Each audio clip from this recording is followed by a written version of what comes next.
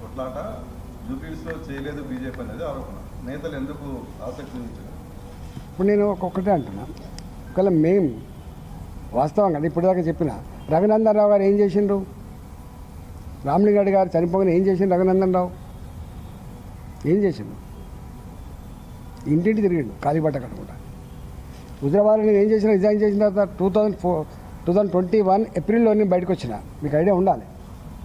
6 నెలల పాటు యుద్ధం జరిగింది అక్కడ. 6 నెలలు నాట్ ఎన్నికల షెడ్యూల్ కోసమో ఎన్నికల నోటిఫికేషన్ కోసం ఎదురు చూడలేదు. ఎన్నికలు డెఫినెట్ రాబోతున్నాయి, మేము నిలబడబోతున్నాం కాబట్టి వచ్చింది. అక్కడ కూడా మేము ముందే 2000 ఎప్పుడైతే చనిపోయిందో మేము కూడా కొంత పని చేసి ఉంటే తప్పకుండా మేము కొంత మంచి జరిగే ఆస్కారం ఉంటుండే. మేము చివరి మినిట్ వరకు కూడా క్యాండిడేట్ ప్రకటించలేదు కాబట్టి డెఫినెట్గా వాళ్ళకు అడ్వాంటేజ్ ఉంది.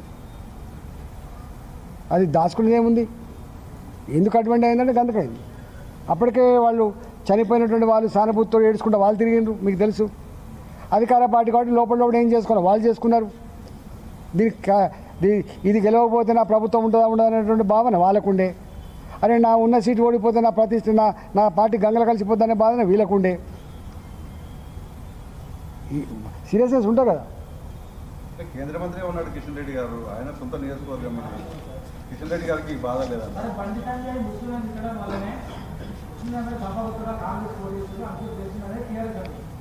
ఈరోజు సార్ ఒక మాట చెప్పన్నా, తెలంగాణలో నేను అంటే నా వ్యక్తిగతమైనది, ఇది మాకు సంబంధం లేదు, మా పార్టీకి సంబంధం లేదు. తెలంగాణలో ఎప్పుడు కూడా ఈ డివిజన్ పాలిటిక్స్ తోటి అధికారం రాలేము, గుర్తుపెట్టుకో. ఇది నా వ్యక్తిగతమైనది. అరే సమస్యలు ఉంటాయి, అనేక సమస్యలు ఉంటాయి. ఇలా నేను ఒక మాట అడుగుతున్నా, బీహార్లో మాకు ఇన్ని సీట్లు రావద్దు. 30% పాపులేషన్ అది, మాకు ఇన్ని సీట్లు ఎందుకు వచ్చినాయి? ఎక్కడో తప్పకుండా త్రిబుల్ తలాక్. మా సర్సంఘ్ చాలక్ ఒక గొప్ప మాట చెప్పిండు. ఒక జాతిని విస్మరించి, ఒక వర్గాన్ని విస్మరించి భారత్ని నిర్మాణం చేయలేము. గుర్తుపెట్టుకోండి, మా సర్సంఘ్ చాలక్ గారు చెప్పిన మాట ఏంటంటే, ఒక జాతిని విస్మరించి దేశాన్ని నిర్మాణం చేయలేమని చెప్పిండు. ఇది 5% ఉన్నోళ్ళు కాదు, 2%, 20% ఉన్నోళ్ళ సంగతి చెప్తున్నాడు. రెండవది, మా మోడీ గారు ఒక గొప్ప మాట చెప్పిండు. మొత్తం ప్రధానమంత్రి కాగానే ఒక మెసేజ్ ఇచ్చిండు ఆయన, సబ్కా సాత్, సబ్కా విశ్వాస్, సబ్కా వికాస్, సబ్కా ప్రయాస్. What is this? ఇది మా ఎజెండా, మా నినాదం. అది నో ఈ డివిజన్ తెత్తం ఇట్లా అవుతుందా? వీళ్ళెవరు? ఒకరేమో ఆర్ఎస్ఎస్ చీఫ్ సర్సంఘ్ చాలక్, 100 సంవత్సరాలు ఈ దేశాన్ని అనేక రకాలు చూసిన వాళ్ళుగా, అనేక కార్యక్రమాలు ఉన్నవాళ్ళుగా, దేశ నిర్మాణంలో భాగం పంచుకున్న వాళ్ళుగా, త్యాగాలు చేసిన వాళ్ళుగా వారు చెప్పిన మాట గది. ఇవాళ మా మోడీ గారు చెప్పిన మాట గిది. నో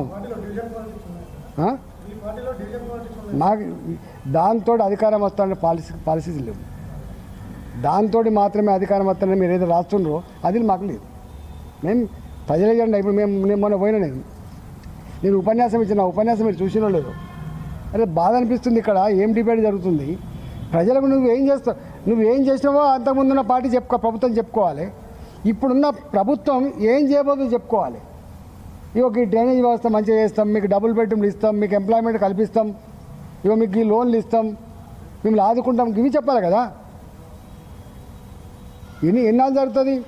కులం పునాది మీద, మతం పునాది మీద రాజకీయాలు పర్మనెంట్ నడవవు. ఇది నా వ్యక్తిగత అభిప్రాయం. నేను వేరే వాళ్ళని విమర్శిస్తలేను.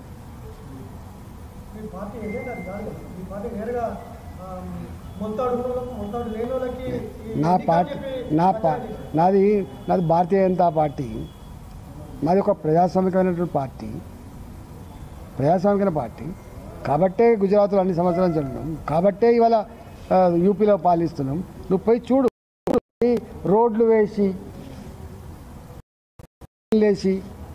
ఎయిర్పోర్ట్లు కట్టించి తాగునీళ్ళని ఇంటింటికి ఇచ్చి ప్రాజెక్టులు కట్టించి పేదరికాన్ని పారదోలి ఉపాధి కల్పించి భారత జాతి ఆత్మగౌరవాన్ని ప్రపంచ చిత్రపటం మీద ఎగిరాని తపన పడే పార్టీ మాది. మా పార్టీ గది. మోడీ గారి నేను 100 చెప్తాను. నేను బిఫోర్ 2014 ఆఫ్టర్ 2014 ఒక చార్టీతో చదువుకో.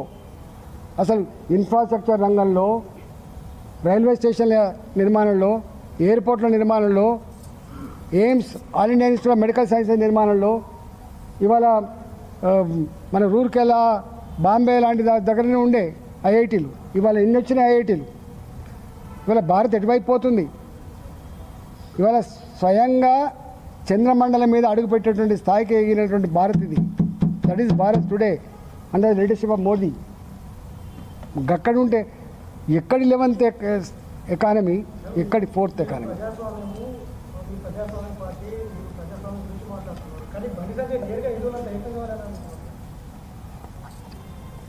వారిని అడిగితే వారు చెప్తారు, ఎందుకో వివరించి చెప్తారు.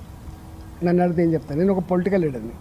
మీ పార్టీ వాళ్ళే అడిగారు, ముస్లింలు క్రిస్టియన్స్ 50% ఉన్నారు, అక్కడ బీజేపీ ఎడగెలుస్తుందని ముందే. నేను ఇప్పటిదాకా ఎగ్జాంపుల్ చెప్పాను. అరే మీకు నిన్న 50% ముస్లిం పాపులేషన్ ఉన్నటువంటి బీహార్లో ఒక 25 సంవత్సరాల మహిళ గెలిచింది. ఒక స్టూడెంట్ వెళ్ళిపోతున్నారు. అరే మేము త్రిపుల్ తలాక్ మేము చేసినాం. ఈ దేశంలో జరిగే అభివృద్ధిలో పొందే స్కీములలో ముస్లిం పాపులేషన్ ఉంటుందా ఉండదా మీరు చెప్పండి. ఏం ఆలోచిస్తున్నారు?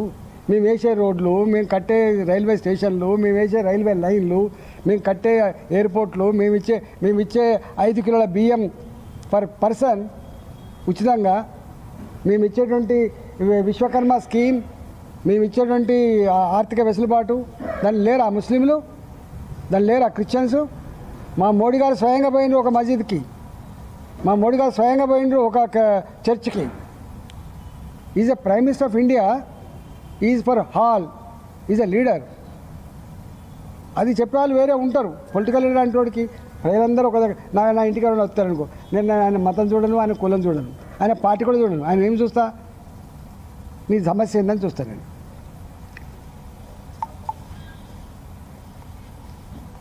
మీ పార్టీలో కొంతమంది నేతల వల్లనే పార్టీ ఈ తరహాలో తయారవుతుంది.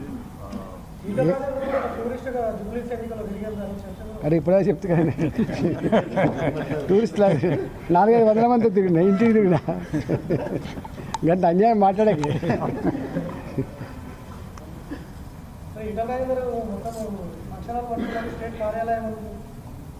నా కాన్షియన్స్ ఇది. నేను హైదరాబాద్లో ఉన్న పార్లమెంట్లో మా అధ్యక్షుడు, మా కంటోన్మెంట్ డైరెక్టర్. అట్లే ఉండదు. నేను ఈటలే అన్నాను. నన్ను అడిగితే ఏదన్నా మాట తప్పుతాడో అని చూస్తున్నాను.